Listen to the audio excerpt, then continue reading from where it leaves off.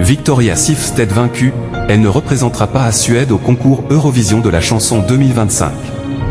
Victoria Silvstedt, connue en France pour avoir co-animé la Roue de la Fortune de 2006 à 2011, concourait pour représenter la Suède à la prochaine édition de l'Eurovision.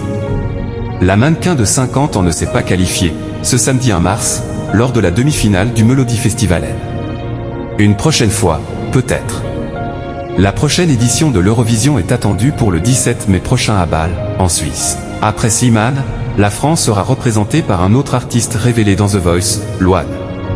Le 15 mars prochain, au Stade de France, pendant la mi-temps du dernier match du tournoi des 6 nations, la chanteuse révélera sa chanson. Cette chanson, c'est 100% moi, et c'est quelque chose que je n'ai jamais fait. C'est quelque chose d'assez nouveau chez moi, a confié celle qui a été récompensée pour sa performance dans La Famille Bélier. Pour mettre toutes les chances de son côté, l'interprète de la pluie se prépare déjà physiquement et mentalement. Cette année encore, la délégation française a pensé les choses en grand. Présenter une chanson inédite lors d'une mi-temps d'un match de rugby, ce n'est pas rien. Je n'ai pas envie de dire que ça va être une répétition, parce que je pense que c'est assez différent de l'Eurovision.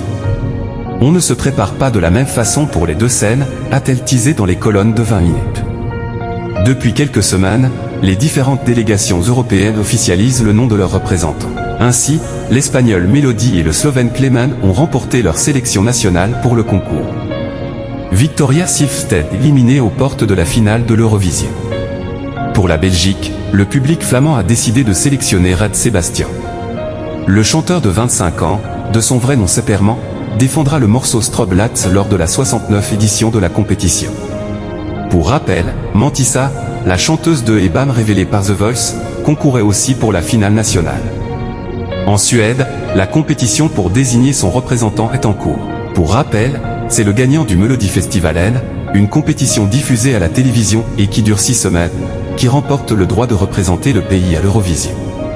Parmi les candidats, il y avait un visage bien connu des téléspectateurs français, Victoria Silvstedt. Pour rappel, la mannequin de 50 ans avait co-animé le jeu La Roue de la Fortune avec Christophe de Chavannes. L'ex-championne de ski a défendu sa place avec sa chanson Love It. Mauvaise nouvelle pour Victoria Silvstedt, elle a été éliminée lors de la demi-finale, ce samedi 1 mars 2025. Pour la grande finale du Melodifestivalen, il reste encore 12 chansons en lice. Qui succédera au Suisse Nemo et sa chanson The Code? Réponse le 17 mai prochain.